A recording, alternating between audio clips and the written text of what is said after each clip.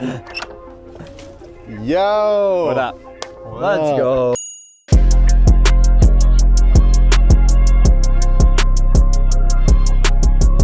You guys have the big Vodka Sucks billboard. I mean, vodka does suck.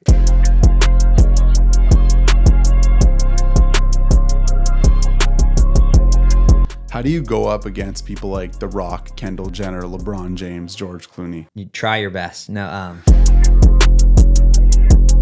The money talks, let's keep it real. Welcome to Money Talks. Today my guest is Ryan Tierney, founder of Lo Siento Tequila. How do you start a tequila company? that's a good question. Yeah, so background is actually in digital media. So I used to own an Instagram channel called Paradise, and basically, we used that channel as a way to get big contracts with big tourism boards all around the world. So, our clients were like Tahiti Tourism, Visit Florida, Visit Portugal, Tahoe Tourism. We had hospitality groups down in Mexico. We also worked with big brands and agencies. We work Atlantic Records. So running that channel and running that business, kind of brought us all around the world. And so, I guess along what I would call the Paradise journey, we were shooting content down in Mexico. I'm sort of, running some of these massive content campaigns for some of the biggest brands in the world. And I'm also watching all my friends sort of graduate over from vodka to tequila, including me. For whatever reason, you remember, I don't know if you remember the time where like everyone just, for whatever reason, we all just stopped drinking vodka and everyone was drinking tequila. Except me. Yo, you're a vodka guy? Oh. These days I barely drink anything, Okay. but when I do, I still prefer vodka. Oh, But wow. yeah. That's a strike. That's one strike. So yeah, had relationships down the Jalisco Highlands, again, watching the kind of transition over, and I'm personally enjoying tequila more. Also, I'm just thinking like, if we're going to do a lot of this content capture or these influencer campaigns for some of these big brands, like maybe we should own a brand. And it was also a very, very naive moment. I had no idea how hard spirits would be. I mean, my life was way better before. I mean, we got to do travel campaigns, to Tahiti, and we'd create a video, we'd post on the channel. This is much, much different. So anyways, yeah, trademarked Lo Siento, started going down to Jalisco in 2019. I brought it to a man named Hector Davalos. He built one of the original Don Julio distilleries. I told him I wanted to start a tequila brand called I'm Sorry, that we're saying it sarcastically. We want to have kind of a new, fresh take aimed at a younger demographic, lean into fun marketing campaigns. And I think the name really plays well for that. He said, that's awesome, but you need to put amazing juice in this bottle so you can get away with, having that unapologetic tone of voice. And so, yeah, that was sort of the thesis. My background was new age brand building, generational tequila making family. And, we say we want to be like the Tito's of tequila, the best tequila everyone can buy. It's about $35, $40. We launched the brand in September 2021. And we had no idea what we were doing. We're basically doing like a self-distribution model. We realized that we could just like beat out a lot of brands in the hospitality space because we were so much younger, and we were having these events where we would drive so much revenue for the bar, right? Like a lot of brands that, pay to sit on the back bar, and we would have an event, and the bar would make like $100,000. And so they wanted to support us. And that's really like how we got the brand initially out there and going, and how we started building up all that momentum and noise and having all those parties I'm sure you either went to or heard about around town. Yeah, nice. And okay, so you launched 2021. What can you tell me about how big the company is now? How much tequila you guys sell? How many bottles is that? What are some revenue numbers? Yeah, so in 2021, we basically did like a 2,000 bottle production, and like practically gave most of it away, like just to get the name out there, all the events, like, gifting just so much product. Someone's having a party in the hills, you're like, especially if you're the new brand, everyone's like, oh, well, we can milk these guys for like, 20 cases or something. But you also want, you want to do that. You want to get people trying the product. So practically sold no tequila in that first, 4 months. And it was like such a small production, but it was really just get the product out there, get the website out there, get some momentum. 2022 is our first full year in business. And that year we did, around probably 600K in revenue. So still not a big business, but there's really just 3 of us. And keep in mind that we're driving a lot of the tequila around ourselves. I don't even know if I'm supposed to say that, but operating through like a self-distribution model. A lot of the big distributors, they have so many reps in the market, but we're just like basically with a warehouse, and we say, hey, it's here, and they would drop it off. But there's no one else really selling the tequila other than 2 of us. Now, fast forward 2023, we picked up some bigger distribution partners in California. We're in Nashville as well. We did over $1 million in revenue in our and still in 2023, we didn't even have a real distribution partner in California until May. So this will be our first full year with real distributors in all of our markets. And we're also launching Georgia in March and Florida after that. Cool. And we have 11 people at the business now. Nice. Yeah. And so your business model, so you guys are selling 2 bars? Yeah, so when we started, we started just with bars and restaurants to, what we call liquid to lips, get people trying the product. So, and, when you're having an event or a cocktail hour or something, it's easier to, introduce people to the product. If you just launch it at retail, we're not like a celebrity driven brand. So we're not going out there and launching with some mega face and then you put it in, all these big stores and then people go to the stores. Like, people aren't just like rushing to the stores to try Ryan Tierney's tequila. It's a much more of a grassroots approach.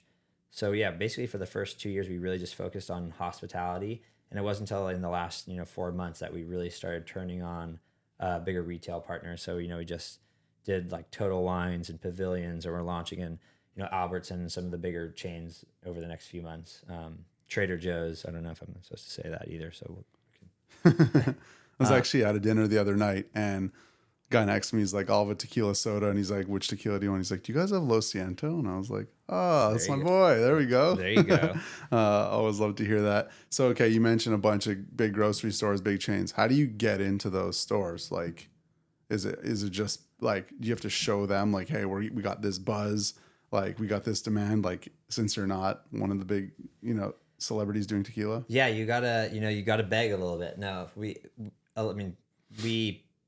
you're kind of packaging up the brand, the stats around your sell through in, certain regions, or, this is how we like to activate some of your strategy for getting that velocity, maybe some of your digital media partners, or, we did this video when we launched in Pavilions, where there was like this TikTok trend. Remember when people were like stealing stuff?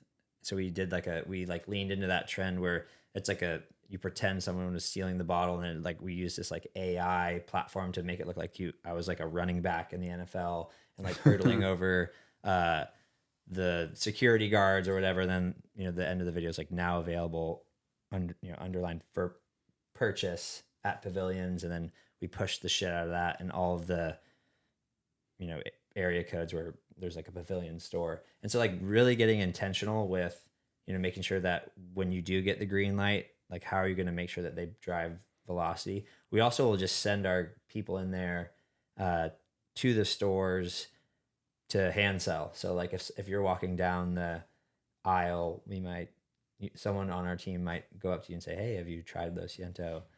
In certain places, like, Total Wine and stuff, in certain states, you can like actually sample the product. But if you can't, then you got to like try to convince someone to buy and tell them about the product while they're in the aisle making a purchasing decision. Yeah. So you can't rely on those stores to market it for you, doing your own. But how do you get them to actually list it? How do we get the store to like? Yeah. Like you like that meeting, so whether they're actually carrying your product. Yeah. I mean, kind of just what I just said, talking about you're pitching them, right? You tell them about the brand, about the quality, around what you do, how you're going to activate around it.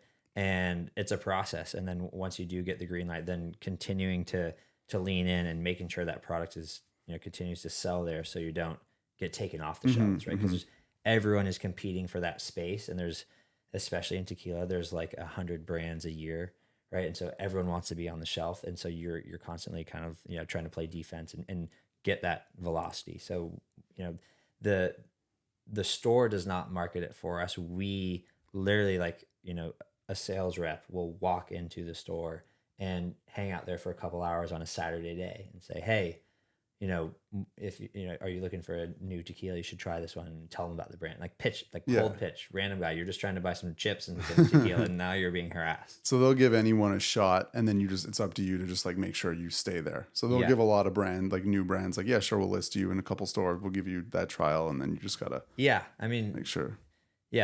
Exactly. I don't know, and sometimes some brands never make it there just because there's only, you know, a finite amount of space. Yeah. So you mentioned tequila is a really hard business. You didn't really know that coming into it. I would think just with the big celebrities in alcohol, like that would make it one of the hardest things. How do you go up against people like The Rock, Kendall Jenner, LeBron James, George Clooney? You try your best. No, it's just a different approach, because I think when you launch with a big celebrity like that, those retailers are coming to them, right? Like, and they're definitely, they're not pitching like 5 times like us, right? Like if, you know, The Rock says, hey, I've got this tequila and I'm going to be posting about it to my 200 million followers on Instagram. They're like, bring it in, right? And for us, it's a much more grassroots approach. So, you know, so much that we don't even want to be in every retailer all at once, because like, how could we handle that, right? So it's biting off, you know, bite-sized chunks one at a time that we can, you know, digest and chew and make sure that, you know, we can stomach it as a business, and then on to the next. Because the big people, you know, they might launch in 30 states in the first year, and it's in all the retail outlets. But that also comes with another subset of headaches, like payroll in 30 states, or making sure, you know, they have to go and make sure that they get that velocity. And, you know, it worked for The Rock, right? He's so famous nationwide. Great. And it's a good price point. So it works. But I don't think it works for every brand. And so for us, we're trying to build a stickier, lasting approach where we want to launch and really take the grassroots approach. And also, I think consumers are maybe becoming a little bit exhausted by the celebrity stuff.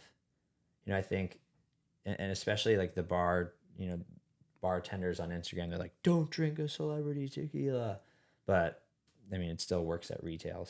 So it's almost like your lane is like the anti-celebrity, where it's like you're in the community, like for example in Venice or whatever. It's like people know you guys throw these parties, like people see your team out there. So it's like, if I know you, I'm gonna rather drink Lo Siento than like the Rocks or Kendall Jenner's or something. Yeah, and I wouldn't say it's like anti-celebrity, but we really just want to build a culture around the product, right? Yeah. And so maybe we could get some celebrity investors that are, you know, embody the brand, or maybe our content speaks to a certain type of person. But we really want to build the culture, and I think that has a lasting value. You know, but we haven't picked one celebrity and said like, you're the face of the brand. It's except you. Yeah. I'm the celebrity. Oh yeah. Yeah. I mean, you guys throw great parties. You send mass texts. You know, you have a YouTube channel. What are your top marketing hacks?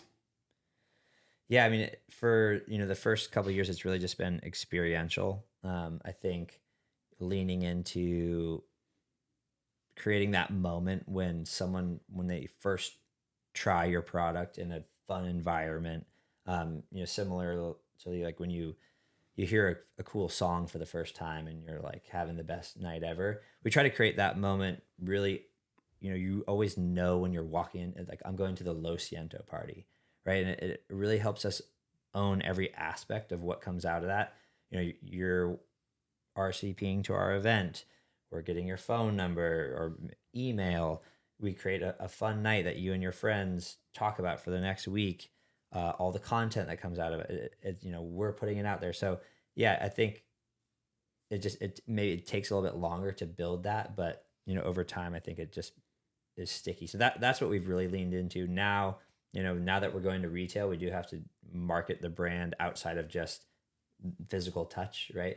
And so we have to lean into, you know, digital and bigger kind of content campaigns, and which is why, you know, kind of trying to build a YouTube channel, to do some of those original content pieces around our specific stores that we were talking about, right? That's kind of like the next wave, because retail is a much wider spread distribution network, and so you got to figure out how to build the brand awareness while you're casting a wider net. Yeah, I'm on your text list. Get all the party texts. Yeah, it's great. I mean, just to like see that every week or twice a week, like Lo Siento's throwing a party, and it's like it's always top of mind, and that seems to be a great marketing tactic. Yeah, I mean, people are looking for stuff to do, right? So if we can create a unique experience, or whether it's something small like, hey, we're doing a cocktail hour and here's drink specials from 4 to 7, the sun's out on a Friday afternoon, or here's a full-on event and RSVP or buy a ticket or whatever. We really tier it up or down. We'll do like a full-on block party and it's like $100 and it's 5 hours, and big DJs are coming or whatever, or as small scale as like a dinner or a cocktail hour, just to like send options people's way. And so you mentioned you have the YouTube channel now. How do you view the YouTube channel? Is it like a separate thing, or is it just like a top of the funnel for Lo Siento? Like I saw you have a video that's like, I just moved into a $5 million house. Like, what's the story behind that? Well, Jonas is trying to get me to do some growth hacking on the platform, and has worked with a lot of big YouTube creators. I think we're thinking about YouTube to like build personality around the brand. I think we are always up to so much. We're always up to like we're doing so much is happening all at once, and maybe what people see is, oh, we're just like the brand that just throws these parties, right? But I think we wanted to provide some insight into like the behind the scenes of like our big wins, our big losses, the struggles of just everyday life of running this business, because it's not all these raw wins and we threw the best party, right? There's so much more that happens behind the scenes, and I think that was sort of the idea behind building this channel is, maybe tell people a little bit more about me they didn't already know, and just add some more personality to the brand, because there's just the Instagram's just kind of a highlight reel of all the cool shit that's going on, but I think maybe YouTube offers up an opportunity to just go a little bit deeper and connect with myself and the team on a different level. So how did you move into a $5 million house? Because that seems pretty cool. Well, we had, this is brutal. So like I said, I lived in our last office, and it was work live, and Jonas lived in it too, which is great because like a lot of our like late night filming or talking head content, it's like at 11 p.m. or whatever after the dust settles, and it's good because that's where a lot of our creative brainstorming. Also, you can just be a little bit more efficient if you're living with certain team members. Maybe cut certain costs, whatever. We were moving out of our last place in December, and we couldn't find a place that, I knew I wanted to live there so we could kind of have the same content thing going. And Jonas needed a spot there too. And we had 3 days left on our lease, and I didn't have a spot. So I said, fuck it. I'm just going to get a spot on Airbnb, and we'll get it for like 6 weeks. And then, after the lease or after Airbnb is up, we'll hopefully find a spot in January once better stuff comes on the market. The lady calls me. She said, hey, I need you to cancel your Airbnb. Someone's moving here in January, and, we have to take all the furniture out and get everything ready. I said, oh, what are they paying? And then she told me, I said, oh, I can pay, but I can move in on Friday, leave the furniture. We'll move in like 2 days. And she said, all right, that sounds great. And so that's how we got our new spot, and it's awesome. Nice. Yeah. So that's the party spot. I think the last spot we did, some like big events because the place was a little bit more catered for that. I think this is where, just a different style of hosting, outdoor dinners, tastings. We did something over on Saturday for my birthday, and it was just happy birthday. Thank you. A little bit more relaxed. The hosting's outside of the house. So, and we do a lot of content there, and then we're going to convert the back area into some sort of filming space right now. It just looks like a big storage garage. Nice. Part of perks of moving. You guys have the big Vodka Sucks billboard in Venice. Mm-hmm. Who came up with that? That was me. I think we were trying to lean into the whole like shift from vodka to tequila for young people, and just felt like something that people would remember and maybe resonate with, just because I mean vodka does suck, and and that was just fun. I mean, I love the marketing tactic of like, instead of putting down competitors, you're just putting down the whole category of vodka. And it's like, you can ride the wave as like a new tequila brand of just tequila in general, instead of like having to be like, you know, our tequila is better because we like triple distill it instead of doubling. I feel like so many brands do that in tequila and other industries, and it doesn't really work because it's like people that aren't in it aren't really paying attention that much. But if you can just be like, vodka sucks, that's like such a clear message. And like, drink tequila, we're the guys making tequila. It's like such a better way to market yourselves. and it's fun, right? Yeah, you're right. You see that billboard, you laugh, you post it on your social. I mean, when we put those things up, it was so fun to watch how many people that were just walking by in Venice that would post it on their story and be like, fuck yeah, vodka does suck. Like, you're so right. And we're like, you know, we repost it. So that was fun. And like, no one's going to post a billboard that said like, Lo Siento has like 3.5% more agave or whatever than you're like, trying to read all that as you're driving by. like no one cares, but people can really associate with like vodka sucks, tequila, like very simple. And we really let them have it in the first year. We did like a whole video on National Vodka Day, and we like got all these shirts made that said vodka sucks, and we gave them to everyone. So I have to do something like that again. And then I think we put the billboard, we lost the billboard for 2 months, and we went back to the same one, put up a billboard that said vodka still sucks. People were like, yes. Works again. Okay, so you obviously have some great marketing strategies. And you mentioned before you had Paradise on. That was like the main thing was the big Instagram page, 2.5 million followers or something. What do you think the best ways to grow on Instagram are? Now it's tough. I think before, you know, I think you have to just have really good, original, funny, relatable content. You know, obviously there's like the giveaways and stuff, but then, you know, how much of your audience is really engaged in what you're posting, or they just followed for some giveaway and then they've, you know, drop off. So we've just been kind of focused on just building it organically. We don't have a big channel, but we get a lot of views just because of what we post is high quality, fun content. You know, like back in the day, you could just get like a caption mention from someone with a bunch of followers and you're getting like 5,000 followers overnight. So I think that stuff is kind of done. So I think it's now like you have to grow across all the platforms. And, you know, like you see these people that crush TikTok and then that makes them blow up on Instagram. But I think it's really now it's all about like just being authentic and then kind of identifying some repeatable format that you can double down on and then hopefully own, or just people are just like excited to continuously watch it. So we throw a lot of like, you know, we throw a lot of shit at the wall and see if it sticks, and half the time it's cringe or it doesn't work or we look like idiots, and then just like on to the next. 'Cause, I mean, we're like, who really cares? Like you know, we're like putting it out there, but is anyone thinking like, oh, that was whack? Or you're just like, you got no views, on to the next, you know? And you had at Paradise. How do you get a sick handle like that on Instagram? Yeah, I mean, this was like back in the day where, you know, those channels were like, it's like digital real estate, you know, like everyone was going for all the good usernames, and there was a lot of like, you know, deal making to get those handles and stuff. I mean, you have some pretty good usernames. At Money Talks. Yeah. At Front Page. Yeah, I mean, come on.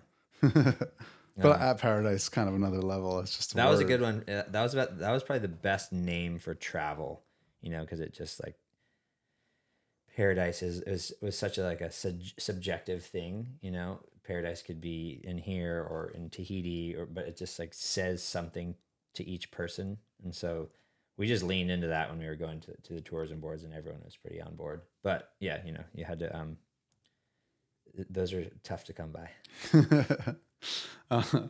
Man, it's changed so much. Like I remember, I always tell the story, but like I used to have a cookie company, and I would just like send people cookies. It was like before influencers were like a thing, so you didn't have to like pay people really. It was just like I would just send people cookies who had food accounts or whatever. But like a big account back then was like someone who had like 18,000 followers, and like just a shout out, like one post. I remember getting like 800 followers from someone with What was the 18,000 cookie followers. company? It was called Yodo. Yodo. And it was like fun flavor cookies. And I mean, the marketing was kind of built in because every cookie looked kind of crazy. And, but yeah, I mean, just like now you could have someone with 18 million followers post you and you'll get nothing. Like it's literally, it's kind of good. It's gone back to like, if you make the best content, you'll stand out. Like it used to be like, you know, you could kind of hack these things together by just like, if someone shouted you out, add followers, do giveaways. Like now it's like really like, yeah, I think the best creators win, or the most authentic creators win. Yeah. Before it was like consistent too. Yeah, it is. It is. It's become also in some ways a lot about quantity. I think back in the day it was like all the flex posting. You know, it was like it was a very hype beast type content that went big on the platform. And now it's like the person talking to the camera, just telling you like a funny story or telling you about their product or how they almost lost all their product or whatever. And I think, yeah, just the brands that really conceptualize those stories do really well. Yeah. So for Lo Siento, did you guys raise money? Yeah, we've raised money. So how does it look like raising money for tequila brand? It's tough. I think, yeah, I mean, you know, especially when you don't have, we weren't like, you know, previously beverage or alcohol founders, but people did like the fact that I had a digital media background and understood how I wanted to market the product. But it's definitely a tricky space to raise in. You know, we've raised about $4 million to date, and it's just been through strategics and angels, but we don't have any VC funding.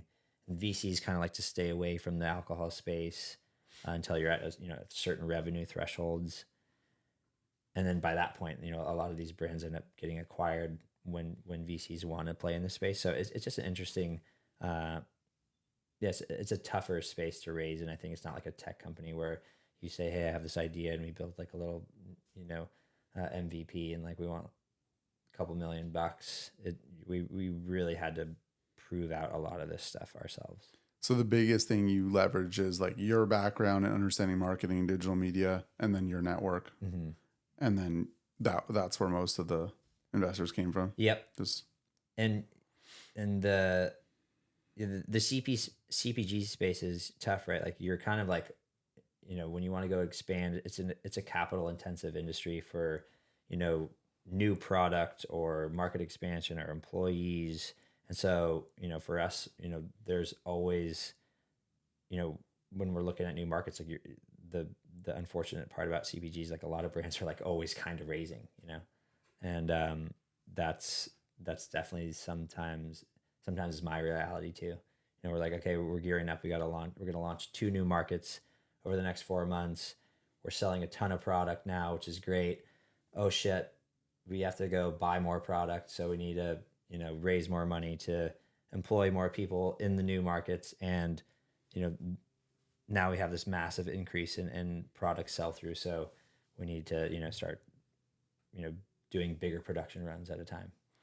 So how formal were those pitches, and like what kind of say do investors now have with you guys, like just to get like an inside view on like having investors for that type of thing where you have a brand? Like I think a lot of people think like either it's great or it's not, but what's your experience been?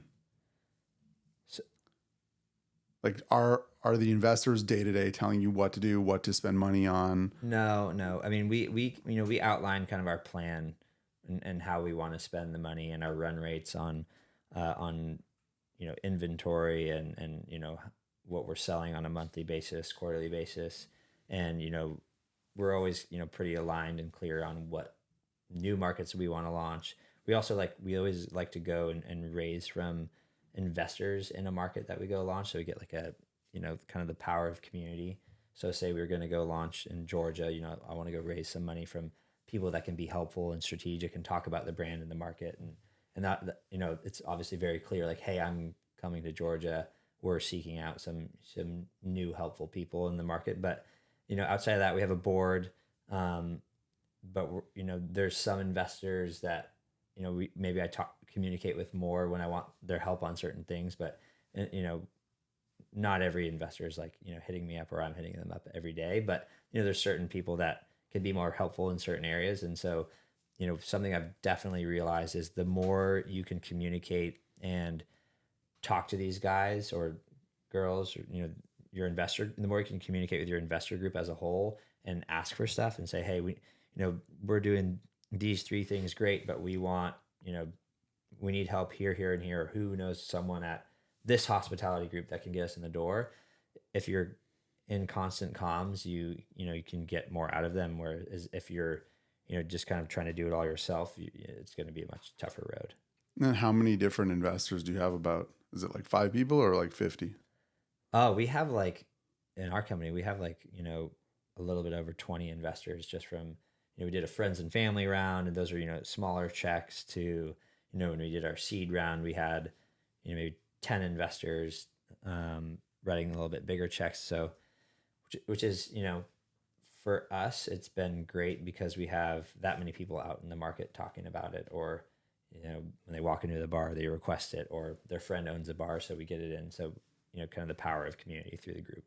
Nice. And then, so you're saying it's a bit of a treadmill thing where it's like, as you grow, you need to raise more, then you spend that on the new market, then you need to raise more. What's kind of the end goal with the whole brand and everything?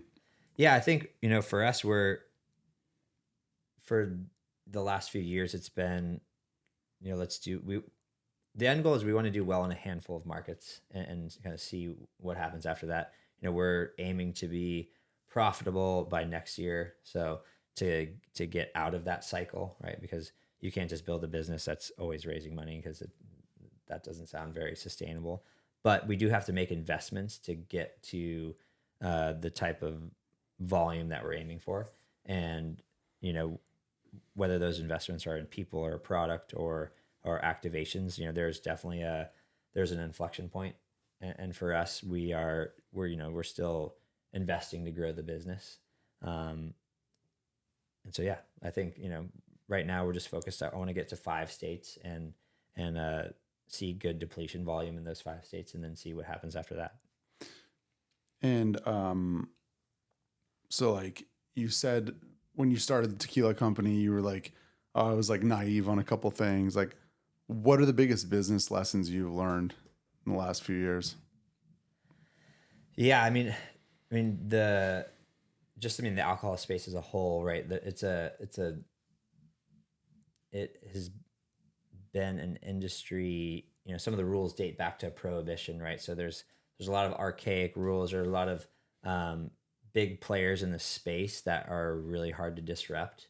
You learn a lot about, you know, the distribution networks and how hard it is to win there too, right? You know, because you work with your distributor and they sell 10 other brands maybe that you're competing with in your local market or in the market you're trying to go to. So there's internal competition. Learned a lot about, you know, just raising money and how to efficiently do that. Always trying to be, you know, better at managing my team. You know, my first business that was acquired, we had 3 people, and then this, you know, we have 11. We're gonna, you know, have more by the end of the year. Learning how to be a better manager, and just try to, you know, juggle it all on the fly as well is, got to be organized. The food and beverage stuff's really tough. Like when I was doing the cookie company, I learned a lot too. It's like, it's almost like you have these like creative ideas and, you know, you have a vision for your product. And then there's this person and these big companies blocking you from selling it through stores to the end product. And they have all these ideas and they're wrong usually, but like you have to listen to them and you have to like kind of like get through them to get to the end customer. It's changed a lot now with online stuff, but back then, like, it was really hard to sell products online. So I was like always bending the product to fit with what like this one random buyer for like a grocery store thought. Yeah. And you have to kind of listen, because it's kind of like do it their way or get out. So like, you know, we started with really big cookies and that stood out. And then they were like, make them smaller because you know, we have the data, like we sell more smaller cookies, but it's like, okay, well, this wasn't the vision, but like, sure, if that's our way in, then okay. And then they go, well, actually, don't make those flavors, make regular chocolate chip. And it's like, well, that was what differentiated us, but okay. And then you end up back at square one where they're like, oh, it's not different. And you're like, I literally just changed everything to be what you asked me, and now it's not different enough. And so I went through those cycles a lot. Yeah, it's tough. You have to play within a specific mold confined by your industry, but then you have to stand out. Otherwise, like, you know, who the fuck's going to hear about or buy your product? And while you do that, you also have to become an expert in supply chain, in marketing, in managing people, you know, not get over your skis on trying to grow too fast because you're watching all these big brands around you. Like you have to stick to your guns and play your game. So yeah, it's definitely challenging, especially in the early innings when you're figuring out some of this on the fly while trying to, you know, sell more stuff. It's hectic. Yeah. So you mentioned Paradise was acquired. What can you say about that acquisition? Is it public? How much it was, or? It was a private deal, but it was a great deal for us in the business. We were acquired by a bigger media company, based out of El Segundo. They, you know, owned some regional lifestyle magazines. They had a branding agency that, worked with a lot of big companies, and they didn't own any digital assets, and they had appetite to play in that space. So, you know, buying our company was like the first step into owning some digital assets, taking our business model and amplifying it across all the services that they provided. You know, if we had a company that paid us $100,000 a year to visit their country or state and, you know, shoot a bunch of content and post it on our channel. Well, our business model was very simple. It was fly out, shoot the content, post it, agree to some package or time in which we post the content, and then rinse and repeat. Bring in big influencers maybe, but the agency, the company that acquired us, they had media buying and design and all these other services. So they could take my clients that would pay $100,000 a year to like $1 million a year, right? And so kind of expand what we were able to offer. And then as part of the deal, I also, you know, built them their first direct-to-consumer brand, which was a ready-to-hang framed art brand. It's called Driftword. It's like a House of Spoils competitor. I basically just went to a lot of my travel friends and you know, knew they were sitting on a bunch of unlicensed photos. So we built like a whole system for them to sell a lot of their photography online, and that's its own brand that's owned by the company that acquired us. And I ran the digital arm of that company for a year before leaving to do Okay, Tequila. so you stayed on. And so I like to get into a bit of like personal finance stuff on this podcast. So like, did that exit set you up kind of like, was that personally for you, like a kind of like, now you can fuck off, or was it like, okay, on to the next thing right away? Or, I mean, you obviously went and did another company, but like, yeah. I mean, it was definitely, you know, good deal for me. You know, I was 25 and, you know, we had a 7-figure deal. And then I had an awesome salary for a year at this company. So it definitely, you know, it wasn't like I could fuck off forever, but I definitely had, you know, some cash for, you know, a 25, 26-year-old. And I felt like a baller too. But yeah, it's sick. After that, you know, I always wanted to, you know, as we were going to take the tequila like around the world with us when we were doing the Paradise stuff. So that was like the thing. So the company that acquired us, they knew that I was going to do tequila, and they knew that I would ultimately leave them to do that. So that was always kind of like the ticking time bomb. They actually ended up doing the design for our brand and bottle and stuff. And, cool. And they were still like, you know, excited and involved, but it wasn't like I could go like retire from that deal. And I'd already put the wheels in motion to do the tequila brand. So I was like, that was happening regardless. But it was a good deal for me and made some good cash as a young person. And also what it really did was gave me like the stamp of, okay, like this guy's done something, like I want to be a part of the next thing he does. And that helped me raise money and in that storytelling of, you know, my past. Yeah. And now, like being a founder of a brand, like how often do you think about your personal finances versus just like, are you just now like, okay, like I just need to make this brand amazing and have a huge exit and like that's all I think about? Or do you also think about like personal finance and Yeah, I mean, the problem for me is like I sort of neglect everything other than my brand and company, right? Like, I think that's smart actually, but yeah. but like you kind of have to, because there's no, you're living, you're so in the thick of it. And obviously if you win really big. If you're, if you sell your business or, things work out. So like, yeah, personal finances, health, whatever, it's all taking a backseat to like make sure that you're, growing your business or, paying your employees or whatever. But yeah, definitely, it's not like the most healthy thing. Do you have any weird things that you spend money on? Not really. No, like weird, like I really like, this is like one thing I really enjoy to spend money on, or that you want to someday, or. I mean, I definitely have things I would like to spend money on Yeah. one day, right? But those are like more like aspirational things. But I don't have any like expensive habits.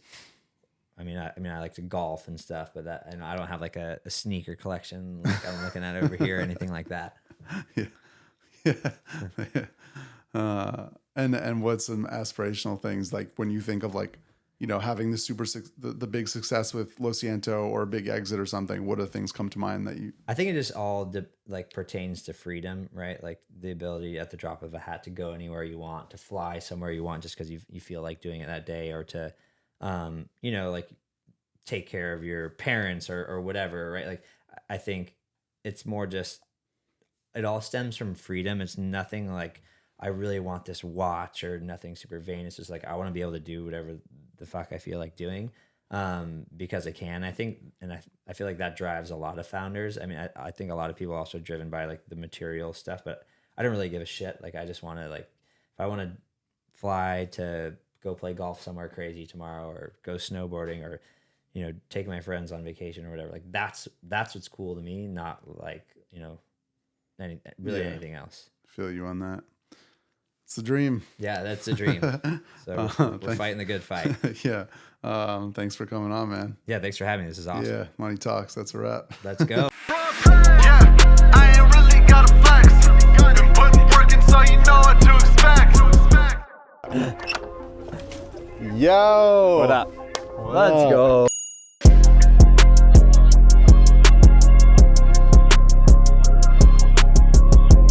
This is kind of like like our event space, hosting. We do a lot of content out here. We had an event here on Saturday.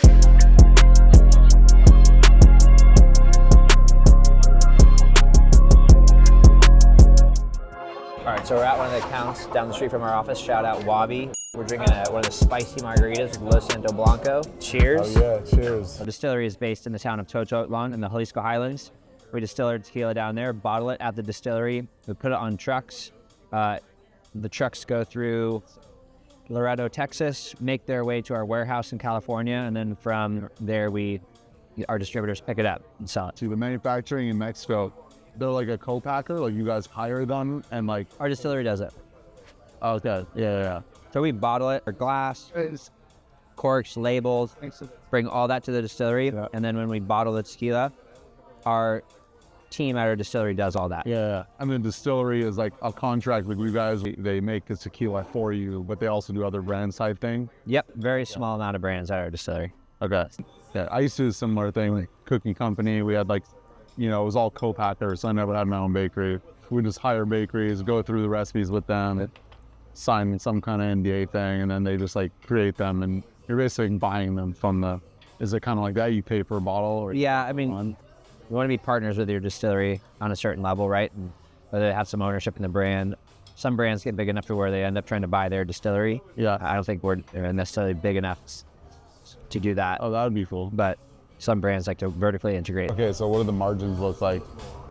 Just depends on the price point you're going for, right? If you want to be a well tequila, you usually operate on a lot thinner margins. We're above at a well tequila. We want to be a super premium quality, but affordable. So we would say we're like a house, like a $35 bottle.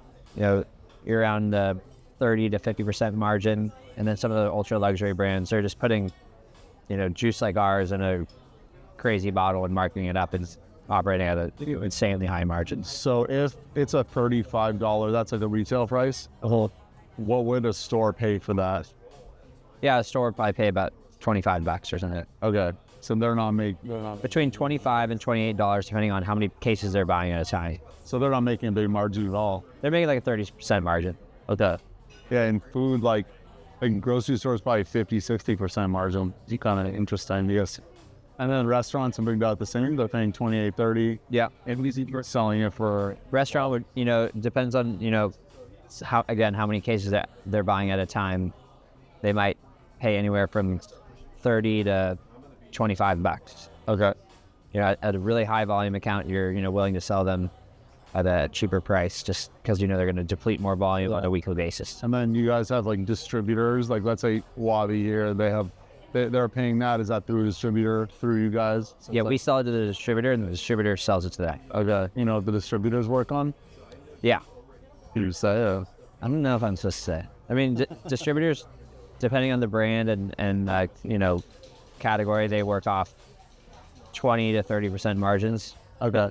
Maybe they might go slightly below 20% margin for a really big brand that moves a ton of volume, and work all the way up to a 35% margin.